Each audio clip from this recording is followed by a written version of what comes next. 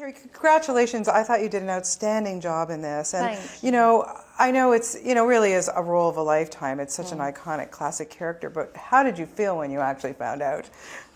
I honestly can't remember. I mean, I remember bursting into tears, and I remember thanking Baz over and over and over again. He was trying to talk, and I was just saying, thank you.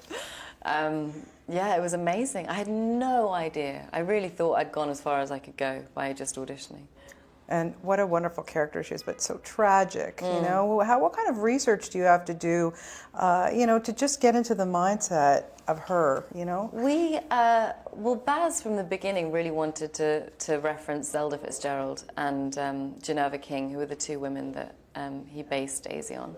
So that's kind of where I started, and they were the most amazing resources. Getting to read Zelda's diaries and her letters to Fitzgerald and Geneva King's letters to Fitzgerald.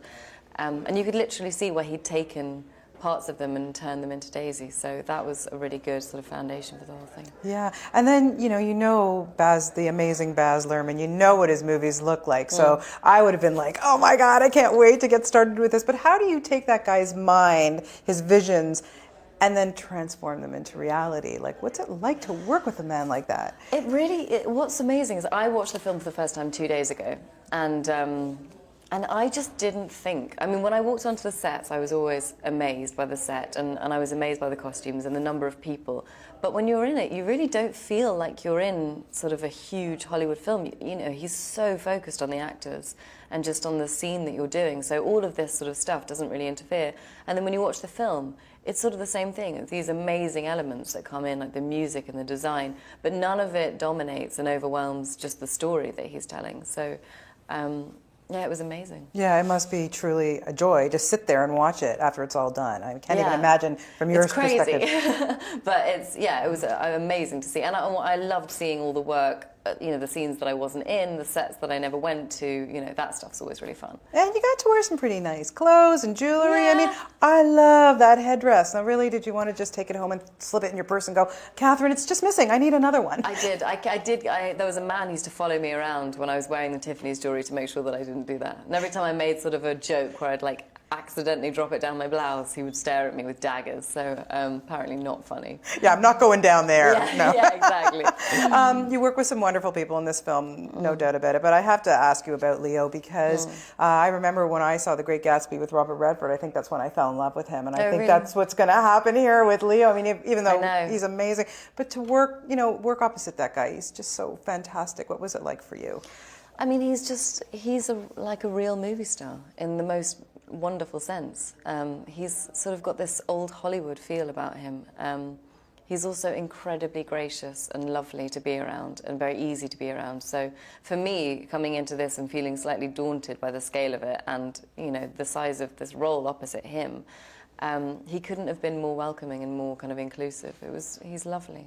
You've had so far not good. Wow, every role you've done, amazing choices that you got. When did you know that you wanted to act? Was it always in your radar when you were a kid? Yeah, from when I was really little. I was one of those sort of annoying kids who wanted to be in the school play from as long as I can remember, really. And so what was it that kind of gave you that leap and the confidence to kind of come to Hollywood, I don't know. Well, I sort of had been doing, English films and a little bit of television and theatre for a while, and I kind of started working over in America about 5 or 6 years ago.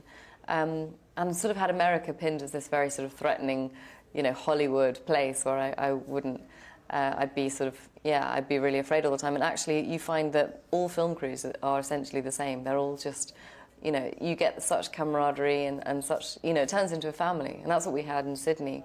We spent 5.5 months together and all felt very sad to walk away from it. Of course, there's a great iconic line, the past cannot be repeated in this film. And I just wondered for you, how does that affect you as an actor and your choices? I definitely feel that I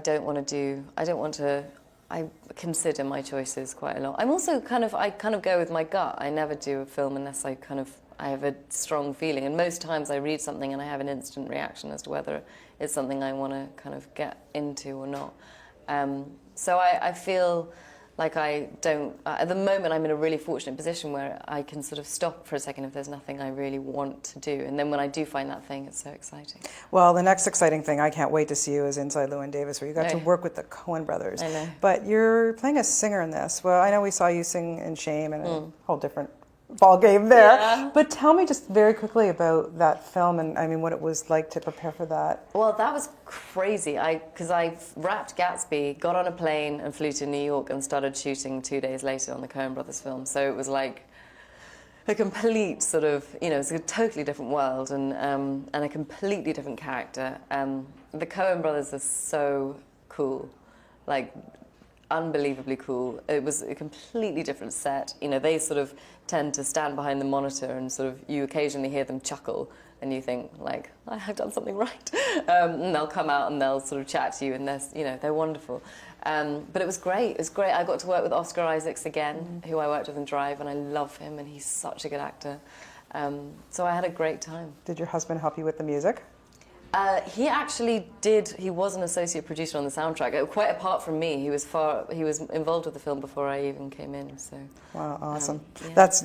They're great. They're so great. But you are so fantastic in this movie, Thank and you. best of luck to you. Really, you Thank just you. deserve.